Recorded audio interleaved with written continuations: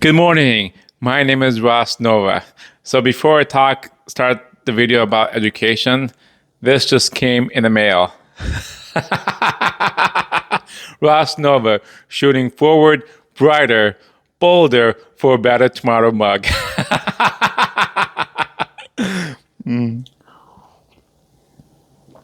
Oh yeah, coffee hits the right spot, warms me up every time. Anyway, um, so let's talk about education. Education and the earlier childhood development is probably the key, whether the child is successful at your high school or not. That's what I believe based on my own personal experience. When I was in Bulgaria, I like to consider myself very good student. I was able to read, write, do math, and I was able to even do cursive, which was amazing at the age of 7 years old.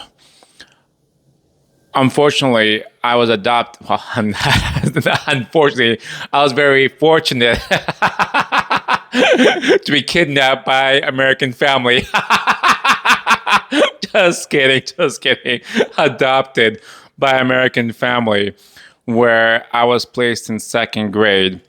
And so when I was placed in second grade, I kind of missed out on the building blocks of English language, the ABCs and 1, 2, 3s, which kind of had me struggle throughout elementary, middle school, and high school. Now, don't get me wrong, there were plenty of programs that helped me get through the school of elementary, middle school, and high school. However, all those good programs that we had wasn't quite enough, right? It kind of kept me treading water in a way to where I was able to manage to squeeze in a B honor roll every school year. But I had to fight for it every day. Like I was too scared to even miss a day of school. In fact, I had a perfect attendance from second grade all the way throughout high school, not missing a single day of school. But again, I struggled with English and writing and math as well too, especially when it comes to science. The vocabulary, it's not as big as other kids, right? And so and my memorization skills isn't as good as I would like it to be when it comes to certain terminologies, when it comes to scientific names. It was very, very struggle for me when it comes to testing. And so I would work very hard to make sure I do all my homework, get good scores on my homework, because when it comes to testing, that is what usually dropped me a letter grade. So I would make sure as long as my homework was turned in and was done properly, I would have an average of a B honor roll student, which is all I needed to get through school. So I think based on my experience, the earlier the child starts education, the better. Think of it as building the foundation to build a house. Without a foundation, you cannot build a house, right? And so if we start the kids prior to kindergarten, I think those kids will have a better time retaining information and learning, because kids are like a sponge, right? They just soak up all that information that comes in. They're very, very good at soaking up information. So if we can get students, kids, earlier into education, prior or pre-K, I think kids will have a much better success, and going to school will just become natural as breathing. They don't have to think as much. It just comes naturally because they had that solid foundation that they can stand on. They can continue building throughout elementary, middle school, and high school. Think of it, the pre-K, think of it as like the foundation, right? And once they start kindergarten, first grade, and so forth, we're giving them bricks. they can stack on to their foundation. So as they go through elementary, middle school, and high school, they're actually using those bricks to build a house in their mind, right? A really strong house with a strong foundation. And so when they graduate high school, in their mind, they have a strong house and they're ready to be successful going forward with confidence in going to college, or in the workforce if they decide to do a trade school or whatever, right? They have a better chance of succeeding in life. That's what I believe. And I asked ChatGPT which school has the best, where are the best schools in what state? And they said Massachusetts, because they concentrate not mainly, but they heavily concentrate on early childhood development when it comes to education. And that's why they're so successful. And that's why they're number one when it comes to school, because they start the kids at a much earlier age, pre-K in a way. And so I'm thinking, what can we do to kind of implement that? It's a long-term investment, but I think it would, in about 16 years or 10, 15 years, we could start really seeing the difference, in our kids and how they learn and how they perform. That being said, I did type up a pilot program called the Bright Pilot Program Act. Bright stands for body improvement. Bright stands for body movement, reading and literacy, inquiry-based learning, growth, healthy habits, and time. The purpose of this act is to implement a 2-year pilot program in select Minnesota elementary schools, ensuring a holistic approach to early learning that integrates both academic and physical development. The program structure, right? Let's talk about that. The Bright Pilot will be implemented in selected elementary schools that dedicate 1 or 2 rooms to the program, so the cost will not be very significant. Each child will participate for 6 hours a day, aligned with typical work schedule. The program will provide daily sessions of body movements, which I think is really important. For example, throwing a ball across the room, squeezing the Play-Doh, right? Just walking around.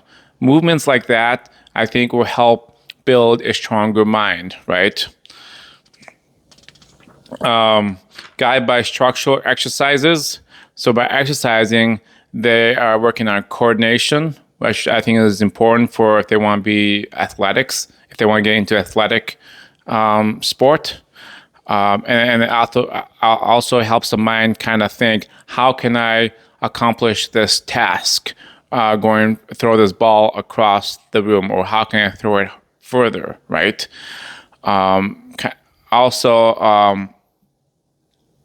Alongside literacy sessions using picture books, word repetition, which is extremely important, I found out based on my experience, and spelling practice. I was not good at spelling. Inquiry-based learning will be woven in, encouraging curiosity and exploration, which is very, very important as well. So it's not a daycare. Let's just put that out there. It's not a daycare. It's a place where you can have a child jumpstart their learning. So when they enter kindergarten, they'll be way ahead of all their peers, and in the hopes that it will come a lot easier and more natural to them because they've already dabbled into ABCs and 1, 2, 3s and so forth, right? And that's the whole point of this Bright Pilot program.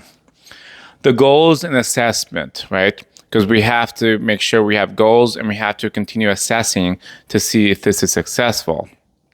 The goal is to build a stronger foundation in both academics and physical fitness, ensuring each student has equal access to the opportunities. Students' progress will be assessed quarterly, tracked literacy, numeracy, and physical milestones.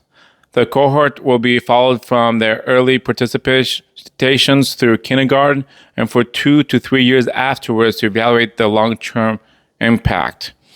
So every quarter, every 4 months or so, they will get tested, see how far they can throw the ball or how hard they can squeeze a certain toy that measures their grip strength, right? There will be the person who's doing the evaluation will say A, B, C, and then they'll see if they can finish the alphabet, or 1, 2, 3, and see if they can finish the numbers, or if they know maybe 1 + 1 = 2. Just to see the improvements in this program, because we want to see improvements, right? It's very, very important, because if there's no improvements, if they're not really getting anywhere, then this program is a bust, right? So this would be a very good way to track quarterly, every quarter, I think is reasonable, right? The funding. The program will receive state funding for staffing, materials, and assessment tools. A detailed budget will be allocated per school based on the number of participations. Now, taking up one classroom or two in an elementary school, I think is very cost efficient. It should not cost almost nothing. The only thing that will cost the most is the staffing. There'll be upfront costs, for example, toys with ABCs and maybe Play-Doh, so they can kind of squeeze the Play-Doh, kind of get their senses going. So there'll be a little bit of upfront cost, very minimum.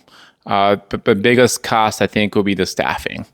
If you can get 2 staff members, have maybe about 10 kids, I think that should be that, and do it maybe to 5 to 10 schools across the entire state of Minnesota, kind of spread out. And that way we can have a better idea of if the program is working and so forth. So the cost should be very minimum to try this pilot program, the BRIGHT pilot program. Reporting and reviews. After 2 years, the state will compile a comprehensive report on the student outcomes, comparing BRIGHT participations to non-participations. If successful, the program will serve as a model for statewide expansion to ensure all children have access to balanced early education. That's what I would like to see if it's successful, because if we can sow the seeds of learning, education in our students, I think the kids can grow a lot healthier, stronger, both physically, emotionally, spiritually, and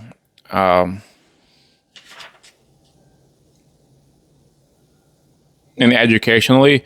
I think our future will look very, very good. So that's what I believe. I think the BRIGHT Pilot Program Act will be success because Massachusetts have already implemented that or are already seeing success in it. And so I say we copy them. Right now we're, I believe, number 7th across all 50 states. But why not shoot for the first place, right? So Ross Nova, shooting forward, brighter, bolder, for a better tomorrow. Thank you.